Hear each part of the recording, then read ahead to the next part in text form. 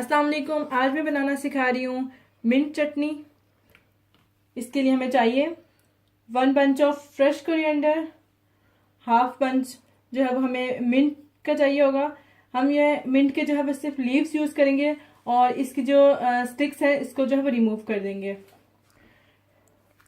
8 to 10 जो है वो हमारे पास ये सब्ज़ मिर्च है, इसको मैंने यूँ रफली चॉप कर लिया है। अखरोट चाहिए हमें, ये तकरीबन हाफ कप है। एक अदद जो है वो टमाटर और एक प्याज और 2 जो हैं वो लहसुन के पीस हैं। इसके साथ हमें चाहिए नमक, ये हस्बे ज़रूरत भी आप कर सकते हैं, लेकिन मैं यहाँ पे 1 टीस्पून यूज़ कर रही हूँ और बाद में हम जो है वो चेक कर लेंगे। और यहाँ धड़ा मिर्च है वो भी 1 टीस्पून हम यूज़ कर रहे हैं। देखिए हमने ब्लेंडर ले लिया है, इसमें हम सबसे पहले डालेंगे फ्रेश कोरिएंडर। इसको मैंने रफली चॉप कर लिया था, आप फुल भी डाल सकते हैं, लेकिन अगर आप थोड़ा थोड़ा काट लें इसको तो ये अच्छे से ब्लेंड हो जाएगा।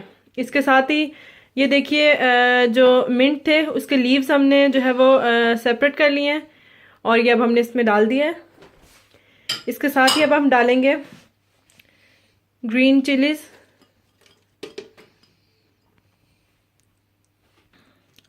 अखरोट,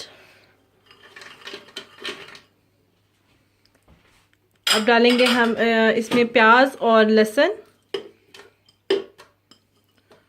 और टमाटर। सब चीज़ों को जो है वो हमने इकट्ठा डाल देना है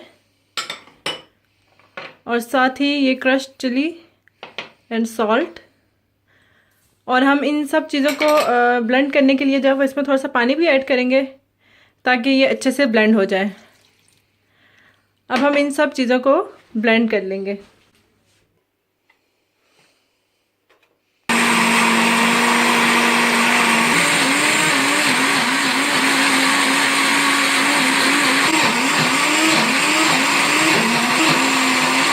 और ये देखें, आपने इसका एक बात का ध्यान रखना है इसको ब्लेंड करते हुए कि इसको इतना ज़्यादा ब्लेंड नहीं कर देना कि ये लिक्विड फॉर्म में आ जाए। इस तरह आप इसको छोटे छोटे बॉक्सेस में डाल के फ्रीज भी कर सकते हैं। लीजिए मिंट चटनी तैयार है, आप बनाइए और बताइए आपको ये कैसी लगी।